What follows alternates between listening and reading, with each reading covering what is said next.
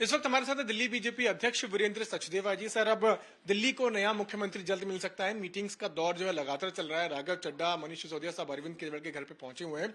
अब लेकिन इस पूरी परिस्थिति पर कांग्रेस पार्टी ने भी अपनी प्रतिक्रिया देनी शुरू कर दी है। संदीप दीक्षित जो वरिष्ठ नेता है वो ये कह रहे हैं कि आम आदमी पार्टी में तो सिर्फ अरविंद केजरीवाल है, उनके अलावा तो सभी डोमेस्टिक सर्वेंट्स है। तो क्या उनमें से कोई मुख्यमंत्री बनेगा? इन शब्दावली को आप किस तरह से देखते हैं? बहुत देर की मेहरबान आते आते संदीप दीक्षित के इस बयान पे मुझे लगता है कांग्रेस के वरिष्ठ नेताओं को भी एक बार टिप्पणी करनी चाहिए कि दिल्ली लोकसभा चुनावों में ये एक दूसरे को कंधे पे उठाए घूम रहे थे और आज अरविंद केजरीवाल के अलावा उन्हें बाकी सर्वेंट नजर आते हैं कांग्रेस के लीडर को। तो फिर उनके कांग्रेस के नेता बताएं कि आतिशी, सौरभ भारद्वाज, मनीष सिसोदिया ये सर्वेंट की किस कैटेगरी में आते हैं। ये जवाब तो कांग्रेस को देना चाहिए।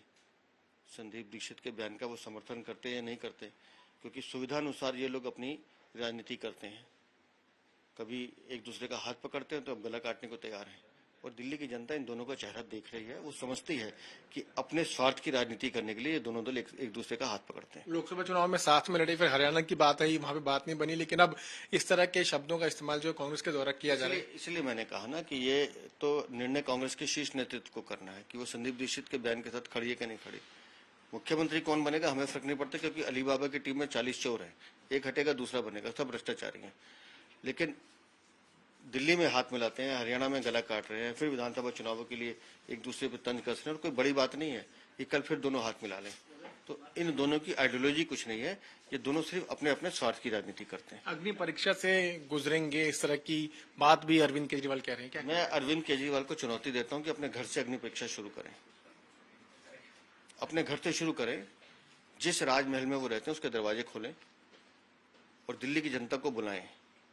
क्या ये देखिए कि मैं आम आदमी पार्टी का मुख्यमंत्री आप लोगों को पैसे लूटकर कैसे 8 करोड़ के मार्बल पे चलता हूं, 2 करोड़ के बिस्तर पे सोता हूं, 5 लाख रुपए का कमोड इस्तेमाल करता हूं और 8 लाख रुपए के पर्दे लगाता हूं। ये मैंने दिल्ली की जनता को लूट के बनाया है। वहां से अग्नि परीक्षा शुरू करते हैं। जमानत पर झूठे पटाखे चला रहे थे, जरा उन घरों के जो चिराग बुझ गए जल भराव के कारण, 35 से 40 लोग जो मर गए, उनके घरों में जाके जरा उनका सामना करने की हिम्मत है अरविंद केजरीवाल में? करें अग्नि परीक्षा।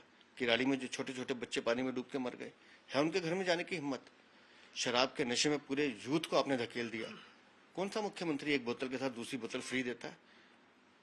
चले उन घरों में जिनके बच्चे शराब के लिए मर गए, लूट मार में मच गए, या उन घरों में जो पानी की एक एक बूंद के लिए जहाँ हत्याएं हो गई।